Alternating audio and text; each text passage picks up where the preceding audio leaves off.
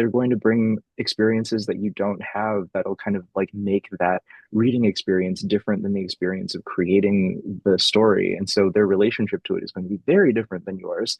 And that's really wonderful. That's actually kind of like beautiful because you get to have conversations about it and you get to see where people are coming from when your story is a little bit more staid and not quite so out there.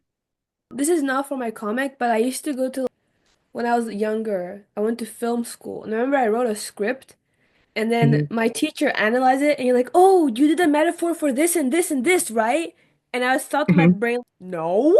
But Yeah, but no. I wanted him to like pass my script because I liked it and I didn't want to change it anymore. Mhm. So I was like, I totally for that. That was my Yeah, intention no, all along, guys. that's a great example of that actually, because so many readers will like bring their own stuff to it, and you don't expect the things that they read into it. And sometimes it'll be stuff where you're just like, I don't know where you're getting any of this. And sometimes they'll make an observation about your work where you're like, oh, I do think about that a lot. Actually, I wasn't intentionally putting it in here, but I guess it made its way in there anyway because it was important to me. And it's Mhm. really cool to be reminded of what your priorities are because a reader was like, hey, look at this cool thing. Also, sometimes I notice it's very important for me to get people to read my stuff because the first part, right? When people read it, they're like, what the hell is going on here? Mhm, What do you mean? You're supposed to understand this and that. And I'm like, I realize, oh my God, my readers can't read my brain cells. They just look at the mhm, comic and they're confused. I feel like mhm. it's important for people to read so that you understand what's missing because in your brain it makes sense. But no one can in there and realize like, oh, that makes sense. Yep. I know that's what my editors are for. They're very good at it. They're like, why didn't you, what am I missing here? It's really Do you nice to ever have have that working relationship. mm, did you ever have like those moments where the editor said, "Can you change this?" and you were like, "No, this is important for me." Yes, but like they're also not as big a deal as you think. All of the notes that I've gotten back from my editors, and I wish that I would like I'd get more notes from my editors actually because I find them to be really helpful. My editors are very smart people with good feedback. And so whenever I get notes, like I'll be like, that makes sense. I want to make this change. If I don't want to make a change, I just like I'm like, oh, like I actually quite like this here. If it's not that important to you, I'm gonna keep it the way that it is. And it's never been a fight. I've Mhm. never had a situation where an editor was like, no, this must change. I think it becomes like it's probably more common for working in IP comics if it's my own original story. I think the editors just kind of trust me to know that this is my vision, but Yeah. if you're working for like Marvel or DC, the editors are going to be like, well, these characters wouldn't do that, or like this doesn't serve this broader story that's happening at the time. It depends on the kind of work that you're doing. But I've always had like a really positive experience, even in my IP comics. Like when I did an online comic for Marvel where Mhm. I wrote and drew the like Karma and Love short like Valentine's Day special, and it was like that felt a lot like traditional publishing because my editor was very like good about what I needed. I would ask for like, hey, what characters are available? Like, what makes sense? Do I need to worry about their power levels or whatever? And I didn't. It was like it's always been like a nice experience. Like I think having a good relationship with the editors kind of helps me trust them and communicate with them effectively. And they're all like at at the point where they're working in that capacity, they're good at their jobs. They know what they're doing, and I like have never had an issue. Like I've never had like a contentious Mhm. argument with an editor over anything creative. It's always been like this serves the story really well. Or if it's just a change that I don't want, I'm just like I don't want it. And they're like, that's cool. That's so good.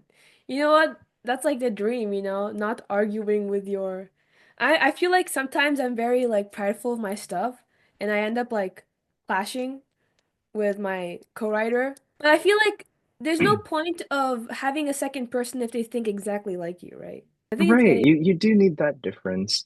No, and I think just like having trust in your creative partner or like whoever it is that you're working with is really, really important because I know that they want the work to be the best that it could possibly be.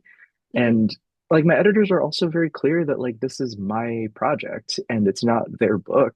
Like it is Yeah. a book that they're working on, but like they want to make sure that my creative vision is front and center and that it becomes something that we can all be really proud of. And so I trust them whenever they give me feedback because I know that they want it to be good. That's the beauty of having your own work being the star, right? It helps. I think it does help. Do you have like any goals past becoming a comic? Like, you know how like Invincible became a show and The Walking Dead Oh, became. Do you ever want that? I don't actually. It's not something that I'm trying to like. I know like a lot, like there's a lot of comics and film and television crossover. Hmm. It's not my goal because I love comics. Like I really like the format and I like working in this space and it's an art that I like to do. So I don't, and like if I want my work to be adapted or if someone like offers to adapt my work, I would want for them to be like just as passionate in their medium, but I am not, that's not something that I'm gunning for. You know, it might happen because you're already attracting like 90% of everything. I mean, So, I think like every like comics person, like a lot of authors have had, I mean, because the film industry is always looking for new projects, and most of us have already had a few conversations about our work being adapted, but it is so difficult to make anything that yeah. usually it doesn't get past the like first conversation. Like most of the time, from what I understand, so like as far as some projects go in development, is that a company will like buy the film rights to your work, and then they'll like sit on it for a few years, or like they'll get funding or whatever, and then they'll like be in talks for it for a long time, but like they'll have the like rights to that option of your work and then they won't do anything with it and then the rights will return back to you in a number of years or whatever that looks like and if someone else wants to pick it up then they'll pay you again like it's not often that those things actually materialize as a film project, you know. I see. So, has that happened to you before? I've had a couple of conversations with folks who are like, hey, this would be really good if it was adapted into this like into a like movie or a TV show. And most of the time I'm like, yeah, that sounds really nice. If this goes anywhere, then, let me know. And then so far it hasn't happened yet, but maybe it will. Maybe someday. I'm not against it. It's just not my goal. But it's still cool. I think that's so cool. And Hmm. clearly, you know, you literally like from what I've heard so far, you drew amazingly, you worked really hard, and people saw Thank that and they're you. like, I need to work with this guy right now. And that's amazing. I think that's Oh, I hope amazing. that's how that went. I really That's hope how I so. see it. That's how I heard it. So, Trung, I have Hmm. one last question. Okay. What's one advice you give to the aspiring storytellers, like comic writers, or people who just want to, be, what would you give them? Sure. I think the most general advice that I give is to like not be afraid to make mistakes. Like you should make work that's really messy, that doesn't work all of the time. Like make decisions that you feel are interesting and like try to figure out like learn from those mistakes. Like you should make a lot of mistakes because that like really speeds up the learning process.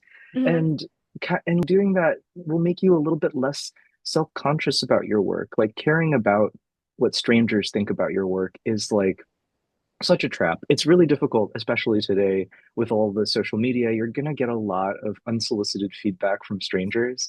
And I think that like the thing that you have to understand is that you are developing your own personal taste and your own eye first, and being able to trust your own vision is super important because that helps you have a positive relationship with your collaborators and it helps internet feedback from randos just not affect you very Hmm. much because you can just be like, well, I don't work for you. You're not my editor. You're not my collaborator. And I don't trust your vision. I don't know who you are. Hmm. So, being messy and like figuring out your own vision and then like finding people whose creative vision that you trust so that you can like really shore up an understanding of your own taste is so important. That was so well said, man. That Oh, was good. really. I felt like I was rambling. No, I was like being like inspired right now. That's so true because everybody has a different, opinion of their comics. Some people hate some shows, some people love that exact same show. So my Mhm. motto is that if you like writing or making it, someone else will like reading it. Well, where can our awesome listeners find your work, Trung? Oh, my website is trungles.com, trungles.com. I'm very easy to Google, but that's where you can find all of my work and my links to my social media are all through my website. I've stopped using Twitter, but I'm still occasionally on Instagram, and I technically have a Tumblr, but I use Blue Sky a lot these days. Mhm. So, I'm around. You can also like click it in the description because I probably put it in there. Oh Should have. yes. If I didn't, Yeah. there's a problem. You should comment like you forgot it, but there's no way I forgot. Yeah, I'll be in the Well, comments to just be like, Sophia, you forgot to do this thing. yes, exactly. Remind me, guys. I'm a little goofy and like forgetful sometimes, but I try my best. So, well, that's a wrap for today's episode of Podcast for Fun. Thank you so much, Trung, for joining us and sharing your incredible and fun insights. I was like entranced and I looked at the clock and I was like, oh my God, time flies so fast, you know? And to our Yeah, thank you listeners, so much for having me.